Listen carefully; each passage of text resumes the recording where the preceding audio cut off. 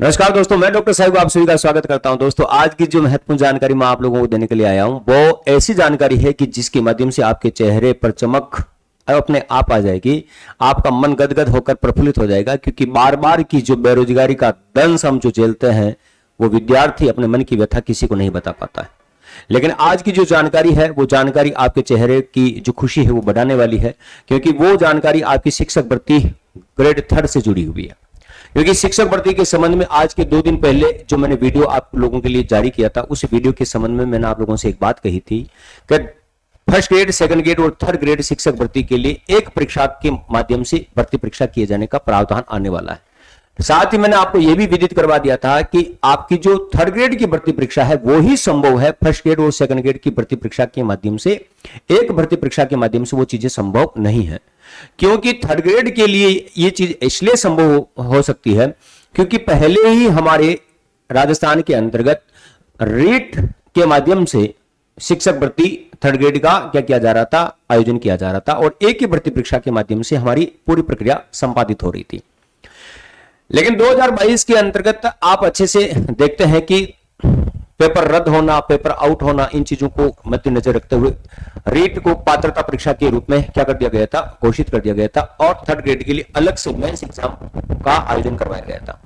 लेकिन वर्तमान समय में वापस एक बयान वापस हमारे राजस्थान की माननीय शिक्षा मंत्री जी मदन जी दिलावर का वापस जो बयान वायरल हुआ है, उस बयान के तहत जो शिक्षक भर्ती है, थर्ड ग्रेड की जो शिक्षक भर्ती है, वो शिक्षक भर्ती अब एक परीक्षा के माध्यम से होने की पूरी संभावना है। ठीक है, शिक्षक भर्ती एक परीक्षा। इस परीक्षा का मायना बहुत महत्वपूर्ण है, क्योंकि इस परीक्षा के माध्यम से राजस्थान के 15 लाख विद्यार्थियों को सीधा सीधा फायदा होगा। आज की न्यूज के संबंध में भी आज ये जानकारी देखने को मिली थी, जहां पर 10 लाख विद्यार्थियों का ये ब्यौरा दिया गया था कि 10 लाख विद्यार्थियों को सीधा सीधा सा इसका फायदा होने वाला है। लेकिन मैं जहां तक मानता हूं 15 लाख, ठीक है, लोगों को या विद्यार्थियों को इसका सीधा सीधा सा फायदा होने वाला है, चाहे वो प्रत्यक्ष रूप से समझे चाहे वो अप्रत्यक्ष रूप से समझे। अब ये भर्ती परीक्षा, थर्ड ग्रेड की जो भर्ती परीक्षा है, एक ही परीक्षा के माध्यम से होगी। इसकी सिफारिश की जा चुकी है। मदन जी दिलावर जो हमारे माननीय शिक्षा मंत्री जी हैं, उनके माध्यम से इसकी सिफारिश की जा चुकी है, और इस सिफारिश के माध्यम से उन्होंने क्या कहा और सरकार ने इसकी मंजूरी दी है या नहीं दी, आगे क्या क्या प्रणाली होने वाली है, किस प्रकार की यहां पर जो रणनीति बनेगी, वो चीजें बताने से पहले मैं आप लोगों को आज की जो न्यूज है, ये न्यूज मैं आप लोगों के सामने प्रेजेंट कर रहा हूं। मंत्री के सबसे पहले मंत्री दिलावर ने रखा तृतीय श्रेणी शिक्षक भर्ती की एक ही परीक्षा कराने का प्रस्ताव, और सबसे हेडिंग जो लाइन है, सबसे बड़ी हेडिंग लाइन जो है, मंत्री के प्रस्ताव पर सरकार की मोहर से 10 लाख बेरोजगारों को मिलेगी राहत। अभी तक सरकार ने, याद रखना, अभी तक सरकार के माध्यम से इसके ऊपर मोहर नहीं लगी, लेकिन मैं आपको विश्वास के साथ यह कह सकता हूं कि आपकी जो थर्ड ग्रेड की जो भर्ती है, कौन सी दोस्तों, थर्ड ग्रेड की जो भर्ती है, ये भर्ती सिर्फ और सिर्फ एक ही परीक्षा के माध्यम से होने की पूरी मैं क्या बता सकता हूं आपको, संभावना व्यक्त कर सकता हूं, संभावना बता सकता हूं। इस भर्ती परीक्षा के बहुत बड़े मायने हैं। क्यों? क्योंकि कब क्या क्या हुआ है, आज पूरी जानकारी यहां पर दी गई थी। कई बार बदला तृतीय श्रेणी शिक्षक भर्ती का फॉर्मूला, ये फॉर्मूला वापस बदल रहा है। 2003 में, 2004 में, 2009 में, 2011 में, 2012 में, 2016 में, 2022 में, जैसा कि मैंने कहा था कि रीट को कौन सी परीक्षा, पात्रता परीक्षा के रूप में क्या कर दिया गया था, है ना, घोषित कर दिया गया था। लेकिन पात्रता परीक्षा के स्थान पर अब वापस क्या किया जा रहा है, पात्रता परीक्षा के स्थान पर अब ये पात्रता परीक्षा न रहकर आपकी एक ही भर्ती परीक्षा हो जाएगी, जिसके माध्यम से आपको थर्ड ग्रेड के अंतर्गत पोस्टिंग मिल जाएगी। इस भर्ती परीक्षा के बारे में यह न्यूज विद्यार्थियों के लिए ठीक उसी प्रकार है कि जैसे रेगिस्तान में काफी वर्षों के बाद एक बारिश का एक ज्वार आया हो या एक तूफान आया हो, चक्रवात आया हो। क्योंकि रेगिस्तान में ठीक जिस प्रकार बारिश का अभाव रहता है, राजस्थान में भी हमारे ठीक उसी प्रकार बेरोजगारी का दंश झेल रहे विद्यार्थियों के लिए वैकेंसी का एक अकाल ही है। अब राजस्थान के अकाल झेल रहे जो बेरोजगार मेरे साथी हैं, उन साथियों के लिए एक खुशी की खबर है। कौन सी खबर है दोस्तों? खुशी की खबर है। और इस खबर के माध्यम से मैं आपको एक बात बता देता हूं कि आपकी जो इंतजार की जो घड़ियां बहुत जब ज्यादा लंबी होती थी, पहले रीट प्री क्लियर करना, रीट प्री क्लियर नहीं हुआ तब तक वो विद्यार्थी वापस तैयारी में लगा रहता था। फिर रीट प्री अगर जैसे तैसे क्लियर हो भी गया तो थर्ड ग्रेड की तैयारी में वापस उसको मेंस के रूप में तैयारी करनी। मतलब दो परीक्षाओं का आयोजन। अब दो परीक्षाओं के आयोजन के माध्यम से उसका कई सालों का समय जाता, उसके कई सालों का पैसा जाता। अब समय तो गया ही गया, पैसा गया ही गया, और मानसिक तनाव में एक विद्यार्थी जब होता है तो उसे कई प्रकार की चीजों का सामना करना पड़ता है। परिवार से सपोर्ट नहीं मिलता, कई बार तो रिश्तेदारों से सपोर्ट नहीं मिलता है। यह हकीकत बात है, क्योंकि रिश्तेदार तो आपका क्या करते हैं, मतलब मजाक उड़ाने में देरी नहीं करते। आप पूरा समय अपने आप को दे रहे हो, आप लगे हुए, काफी टाइम से लगे हुए हो सफलता प्राप्त करने के लिए, लेकिन आपको सफलता मिलती नहीं है। तो रिश्तेदारों को भी यहां पर क्या मिलता है, मौका मिल जाता है। दोस्त नहीं रहते हैं, हर जगह आपकी बेरोजगारी का मजाक उड़ता है।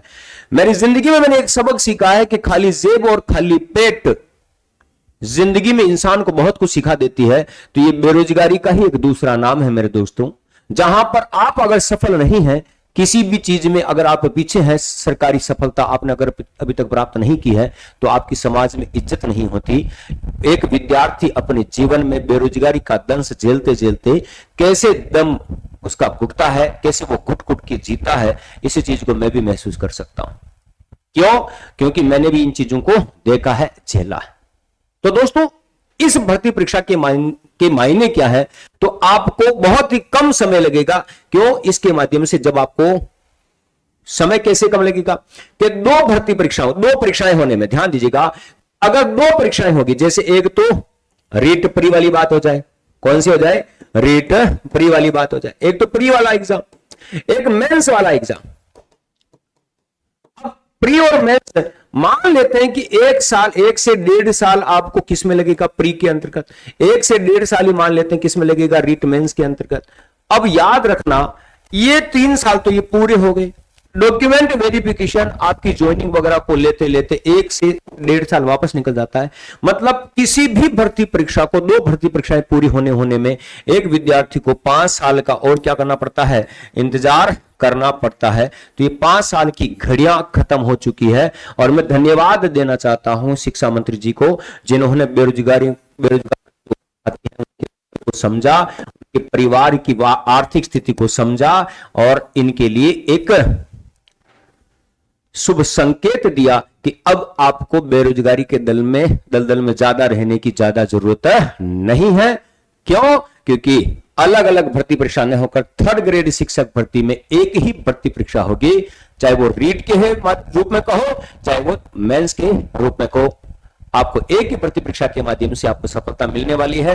ये पूरी संभावना व्यक्त की गई इस न्यूज के माध्यम से, और इसी न्यूज के माध्यम से कई प्रकार के विशेषज्ञों ने अपनी राय रखी। तो इसी राय के संबंध में मैंने भी अपने विचार आपके सामने प्रकट किए।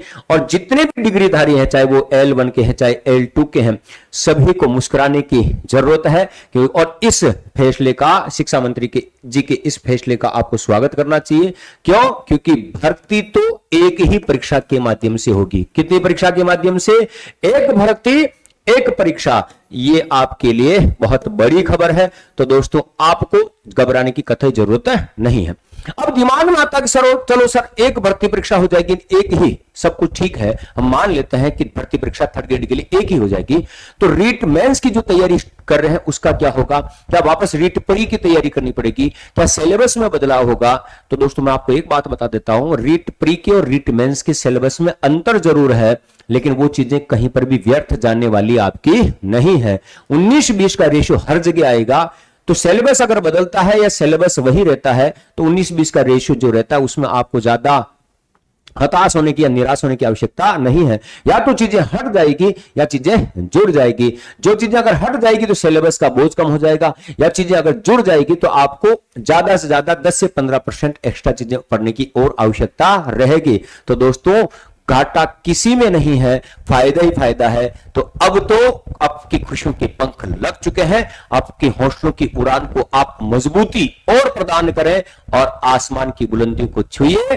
तो दोस्तों, इन्हीं शब्दों के साथ में, आपकी इस खबर के साथ में मैं और बात आपको कहना चाहता हूं कि इसी प्रकार की खुशी आप मन में भरे और सफलता को प्राप्त करने के लिए आप आगे बढ़े। और मन में किसी भी प्रकार का जो बुरा विचार आता है कि कब क्या होगा, वैकेंसी कब आएगी, तो आप तैयारी करते रहे। वैकेंसी आने वाली है, चुनाव का माहौल खत्म होने वाला है, तो सरकार अपने फुल मूड में, फुल एक्शन में है। शिक्षा मंत्री जी तो आए दिन नए नए चमत्कार आपको देते रहते हैं, दिखाते रहते हैं। तो आप इंतजार कीजिए अपनी बारी का, क्योंकि बहुत सारी बार ऐसा होता है कि बारी हमारी आती है, हम वहीं खड़े रह जाते हैं और रास्ते के राहगीर बने रहते हैं। तो इस बार राहगीर नहीं, मंजिल का मालिक बनना है कि कह दो हवाओं से कि अपना रुख मोड़ ले, क्योंकि हम पंखों से नहीं हौसलों से उड़ा करते हैं। तो हौसलों में जान आप भर लीजिए और सफलता का स्वागत कीजिए। तो दोस्तों, इसी प्रकार की नई नई जानकारी के लिए आप मेरे चैनल को सब्सक्राइब कीजिएगा, डॉक्टर साई को उत्कर्ष को, और अपना प्यार और स्नेह देते रहिएगा।